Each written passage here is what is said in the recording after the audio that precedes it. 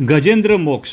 ગજેન્દ્રે કરેલી ભગવાનની સ્તુતિ કે જે ભાગવત સ્કંદ 8 અધ્યાય 3 છે. સુખદેવજી કહે છે, પોતાની બુદ્ધિથી નિશ્ચય કરીને તથા મનને હૃદયમાં સ્થિર કરીને તે ગજરાજે પોતાના પૂર્વજન્મમાં શીખેલાને કંઠસ્થ કરેલ સર્વશ્રેષ્ઠ અને વારંવાર કરવા યોગ્ય એવા સ્ત્રોતોનો મનમાં ને મનમાં પાઠ કરવા લાગ્યો. ગજેન્દ્ર મનથી સ્તુતિ કરતા કહે છે કે જેનો પ્રવેશ થવાથી આ જડ શરીર અને મન આદિ પણ ચેતન થાય છે ને જે ઓમ શબ્દથી પણ ઓળખાય છે તથા સંપૂર્ણ શરીરમાં પ્રકૃતિને પુરુષ રૂપથી પ્રવિષ્ટ થયેલા એ સર્વ સમર્થ પરમેશ્વરને હું મનથી નમન કરું છું. તેમનું હું ધ્યાન કરું છું. જેમનામાં આ જગત રહેલું છે, જેનાથી આ જગત જન્મે છે, જે આ જગતને રચે છે, જે પોતે આ જગત સ્વરૂપ છે, છતાં પણ જે કાર્ય કારણથી પર છે તે સ્વત સિદ્ધ ભગવાનને શરણે હું જાઉં છું.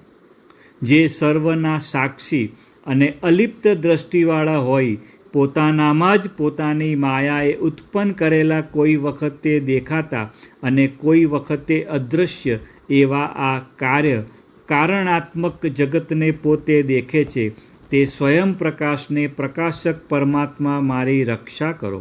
સમગ્ર લોકો, ત્રૈલોક્ય કે જગત, લોકપાલો અને તેઓના સર્વ કારણો કાળના નિમિત્તથી જ્યારે નાશ પામ્યા હતા, ત્યારે ગહન અને ગંભીર એવો અંધકાર જ બધે દેખાતો હતો. ત્યારે તે અંધકારની પણ પેલે પાર જે વ્યાપક પરમાત્મા સર્વ તરફ પ્રકાશે છે, તે વિભુ મારી રક્ષા કરો. જેમ જુદા જુદા રૂપોમાં નાટક કરનાર નટના મૂળ સ્વરૂપને મનુષ્યો જાણી શકતા નથી, તેમ જેમના સ્વરૂપને દેવો કે ઋષિઓ પણ જાણી શકતા નથી, તે પરમ સ્વરૂપને વર્ણવા કે પામવા કયું પ્રાણી યોગ્ય છે, એવા દુર્ગમ ચરિત્રવાળા પરમેશ્વર મારી રક્ષા કરો.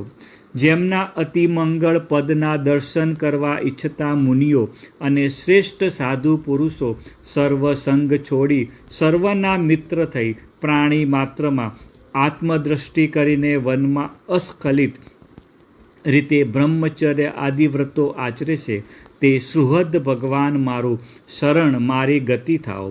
જેમને જન્મ કે કર્મ, નામ કે રૂપ, ગુણ કે દોષ એ કંઈ નથી, છતાં સમય અનુસાર લોકોની ઉત્પત્તિ તથા નાશ માટે જે ભગવાન પોતાની માયાથી જન્મ, કર્મ, નામ, રૂપ, ગુણ, દોષ ધારણ કરે છે, તે અનંત શક્તિવાળા પરમેશ્વર પરબ્રહ્મને હું નમસ્કાર કરું છું. રૂપ રહિત છતાં અનેક સ્વરૂપ ધારણ કરનારા અને આશ્ચર્યકારક કર્મો કરનારા તે પ્રભુને મારા નમસ્કાર હો. સ્વયં પ્રકાશ, સર્વના પ્રકાશક, સર્વના નિયંતા અને સર્વના સાક્ષી એવા એ પ્રભુ કે જે વાણી, મન અને ચિત્તથી પણ અત્યંત દૂર છે, તે પરમાત્માને મારા નમસ્કાર હો. જે ભગવાનને કેવળ શુદ્ધ સંન્યાસ વડે વિદ્વાન પુરુષ પામી શકે છે, જે મોક્ષના સ્વામી છે અને જે મોક્ષાનંદની અનુભવ મૂર્તિ છે, તે ભગવાનને મારા નમસ્કાર હો. માયાથી શાંત, ઘોર, મૂઢ એવા પ્રતીત થનારા અને બધે હોવા છતાં અપ્રગટ દેખાતા, ભેદથી રહિત અને સમાન ભાવે રહેનારા કેવળ જ્ઞાન સ્વરૂપ પ્રભુ આપને નમસ્કાર હો.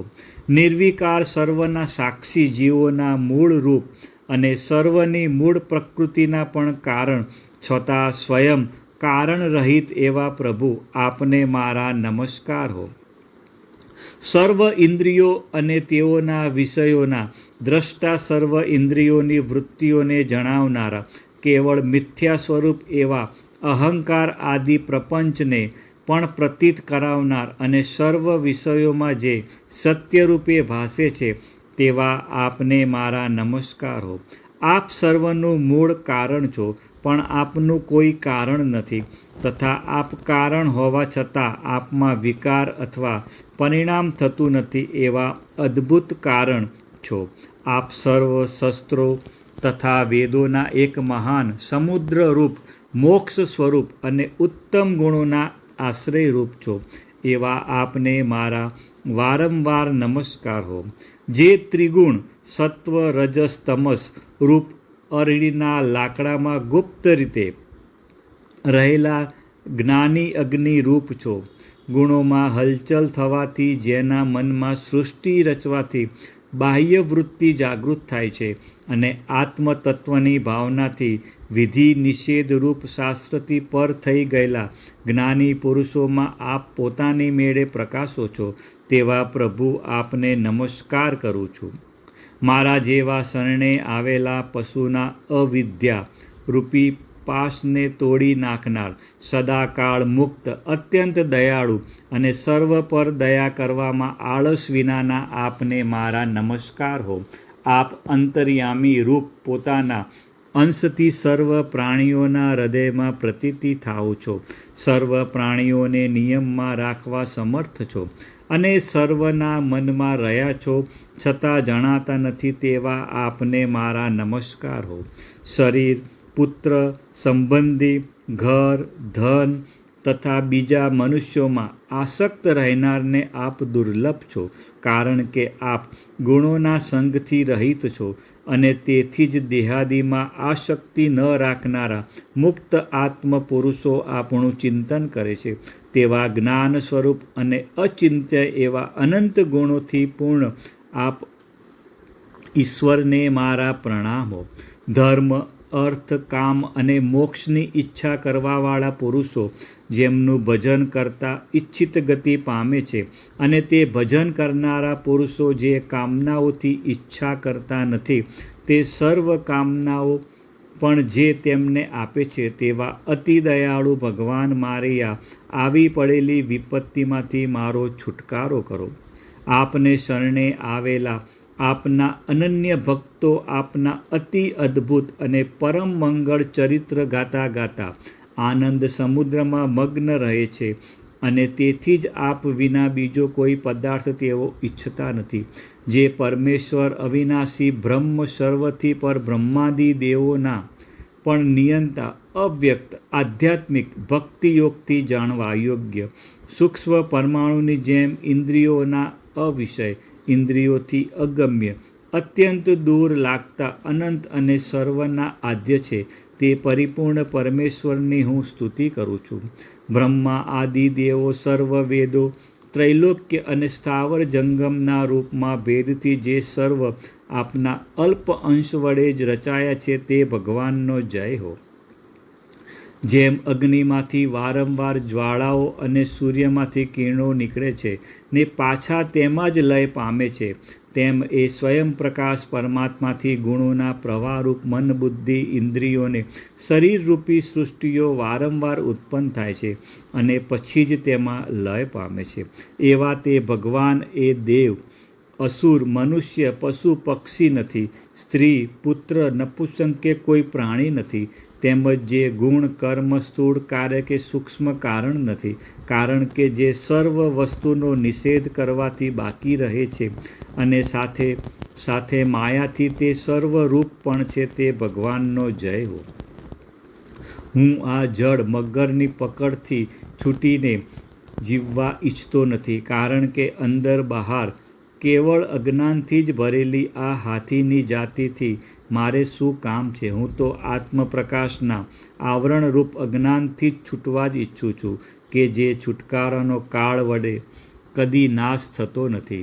તેથી હું તે પરબ્રહ્મ પરમાત્માને શરણે જાઉં છું, જેઓ વિશ્વરહિત હોવા છતાં પણ વિશ્વને રચનારા અને વિશ્વરૂપ છે અને વિશ્વના અંતરાત્મા રૂપે વિશ્વરૂપ સામગ્રી વડે ક્રીડા કરતા રહે છે. આવા આ પરમ પદરૂપ અજન્મ બ્રહ્મને હું પ્રણામ કરું છું. યોગીઓ યોગ દ્વારા કર્મોની વરસના અને કર્મોના ફળને ભસ્મ કરીને પોતાના યોગ શુદ્ધ હૃદયમાં જે યોગેશ્વર ભગવાનનો સાક્ષાત્કાર કરે છે, તે પ્રભુને હું નમસ્કાર કરું છું. ત્રિગુણાત્મક શક્તિઓનો રાગ દ્વેષ રૂપ વેગ અસહ્ય છે, જે સમગ્ર ઇન્દ્રિયોને વિષયો રૂપે પ્રતીત થાય છે, જે શરણે આવેલાનું રક્ષણ કરે છે, જેમની શક્તિ અપાર છે, તેમજ દુષ્ટ ઇન્દ્રિયોવાળાને જેમનો માર્ગ જડતો નથી, તેવા આપને મારા વારંવાર નમસ્કાર છે. જેમની માયા શક્તિથી થતી અહમ બુદ્ધિને લીધે ઢંકાયેલા પોતાના આત્મરૂપ ભગવાનને મનુષ્યો જાણતા નથી, ને તેમને જેમનું મહાત્મ્ય ઓળખવું મુશ્કેલ છે, તે ભગવાનને હું શરણે આવ્યો છું.